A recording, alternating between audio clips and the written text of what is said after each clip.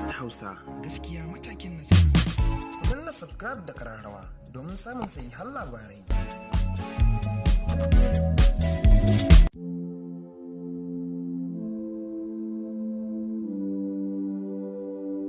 Labari da dumudumin sa to alhamdulillah.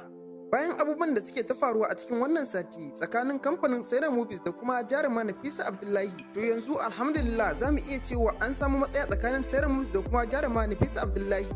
inda jaruma Nafisa Abdullahi ta wallafa a shafinta inda ta bayyana cewa daga wannan lokaci ba za ta ƙara fitowa a cikin shahararren shirin nan mai dogon zango ba, wato labari na, inda kuma ta bayyana asalin dalilin da yasa ta fita daga cikin wannan shiri, ta ce ba ta ƙara fitowa ba. Inda wasu suke ganin cewa sun samu takun saka ne tsakaninta da daraktan wannan shiri, wato Malam Aminu Saira, inda bincike da kuma labarai suka tabbatar da cewa jarumar Nafisa Abdullahi ta buƙaci da bata lokaci domin tana so za ta je ta yi wani uzuri, daga baya idan ta dawo sai a ci gaba da ɗaukan wannan shahararren shiri, inda shi kuma Malam Aminu Saira ya ga hakan ba zai yiwu ba, a inda daga nan ya nemi cewa in dai jarumar Nafisa Abdullahi ba ta zuwa ɗauki wannan shiri da ita ba, tabbas zai canza ta, inda ita kuma ta ga a matsayinta na babban jaruma ya kamata a bata muhimmanci sannan kuma a karɓi uzurinta, a inda daga ƙarshe dai Malam Aminu Saira ya fahimci cewa wannan jaruma fa ba za ta zo a yi ɗauki wannan shiri da ita ba, saboda haka dole za a canza ta,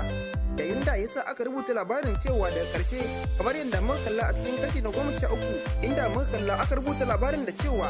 jaruma Nafisa Abdullahi wato Sumayya a cikin shirin labari na gwam ya tashi da ita sannan kuma ya kwane mata fuska,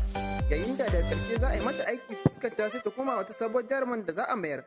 wanda a dukkan bincike muna tunanin cewa za a maida jaruma Fati Washa ne a matsayinta. To alhamdulillah yanzu dai komai za mu iya cewa ya zo ƙarshe, inda wannan tasha mai albarka ta samu muku labari da dumudumin sa akan wannan al'amari. Yanzu muka samu labarin cewa kamfanin Saira Movies bayan ya yi bincike sannan kuma yana so ya gano wace jaruma ce za ta yi macin da wannan role wanda Sumayya take taka a cikin wannan shiri, inda kuma da ƙarshe Malam Aminu Saira ya hango cewa wannan shiri fa an rubuta shi ne takanas ta Kano don jaruma Nafisa Abdullahi,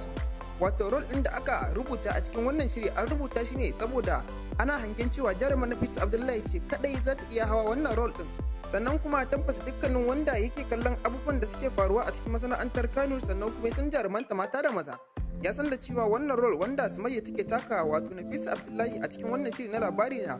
kusan zamu iya cewa Abdullahi wato Sumayya a cikin shirin labari na role ɗin da take taka a cikin wannan shiri na labari na sun hada da role ɗin talauci sannan kuma da role ɗin arziki duk a gu ɗaya, role ɗin kuka da kuma role ɗin dariya. Tabbas kafin a samu jaruma wadda za ta hau wannan role ɗin a cikin masana'antar Kano tabbas za a iya shan wahala, duba da yanda role ne guda biyu sannan kuma ke so a ce ga shugabansa kuma ya kare shugaban in dai nagari ne. Najeriya muka sani, ita za mu kare mutuncinmu, mutuncin ƙasarmu. Gwamnatinmu ta ce mu bar Twitter, to mun barta. Duk sadda gwamnati ta ce mu dawo Twitter, to za mu dawo in muna da ra'ayi. Ba za mu ɗau Twitter ba,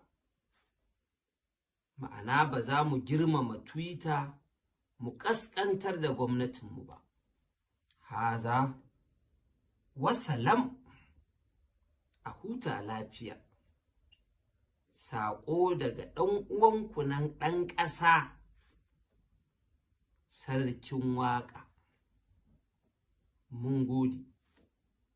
ka zama nagari don ƙasarka ta amfana.